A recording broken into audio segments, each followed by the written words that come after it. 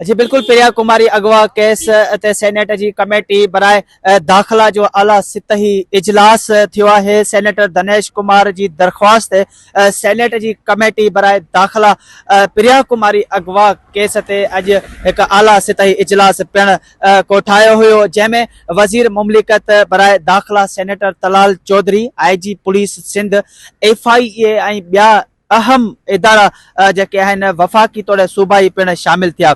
IG Sindh police Javed Alam ओठो जेको आहे कमेटीअ खे केस में हिन वक़्त ताईं जेके अॻु भराई थी आहे उन बाबति रिपोर्ट पेश कंदे ॿुधायो आहे, जंहिंमें हुन इहो पिण चयो त हिन वक़्त ताईं का बि अहम अॻु भराई जेका आहे हिन केस में साम्हूं नाहे आई।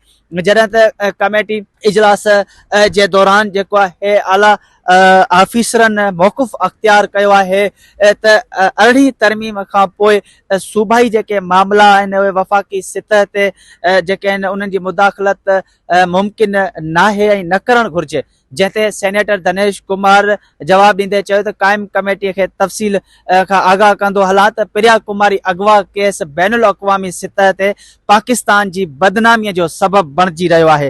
ही सिर्फ़ सूबाई न पर ही पूरी क़ौमी सतह ते जेको आहे हिन वक़्तु बदनामीअ जो बाइस बणिजी चुको आहे। हुननि चयो त हिन केस में सिंध जे 62 शख़्सियात जेके आहिनि उहे मुलविस आहिनि, जिन ख़िलाफ़ पुलिस कार्रवाई करण खां पिण लहराए रही आहे। हुन चयो त कमेटी हिन वक़्तु इंटेलिजेंस इदारा तोड़े जेके वफ़ाक़ी इदारा हिन मामले ते संजीदगी अख़्तियार कनि। ही सिर्फ़ सिंध जो न पर पूरे मुल्क जो मामलो आहे।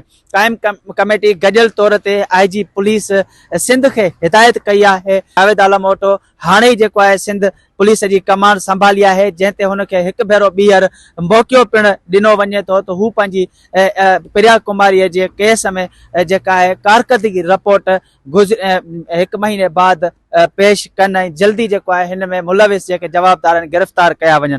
उन मौक़े ते IG सिंध पुलिस यकीन ॾियारींदे चयो आहे त हिन केस में भरपूर जेको आहे पुलिस संजीदा आहे ऐं कचे जे जेके धाड़ेल आहिनि उन्हनि जे ख़िलाफ़ बाक़ाइदा जेका आहे उहा ऑपरेशन थींदी। प्रिया कुमारीअ जी जेको केस आहे उन में पिण जेको आहे जल्द खां जल्द अॻु भराई जेका आहे उहा ऐं महीने बाद हिन साॻी कमेटीअ में खणी ईंदुसि। ऐं प्रिया कुमारी हुन इहो बि जेको आहे वाज़े कयो आहे त कचे जो धाड़ेल आहे राहब शर, जंहिं वटि हिन वक़्तु जेको आहे उहा प्रिया कुमारी बांदी बणियल आहे, जंहिंजी आज़ादीअ जे लाइ मुख़्तलिफ़ जेके आहिनि उहे ऑपरेशन कया पिया वञनि। हुन पंहिंजी रिपोर्ट में इहो बि पिण कमेटी आॾो पेश कंदे चयो आहे त 1000 खां वधीक जेके शकी माण्हू आहिनि उहे गिरफ़्तार कया आहिनि, जॾहिं त उन्हनि खां पिण जेको आहे जेको इंक्वायरी ऐं पूछताछ जो जेको सिलसिलो आहे उहो जारी आहे। जल्दी जेको आहे प्रिया कुमारी जा जेके बांदी बणाईंदड़ मुलविस जेके 62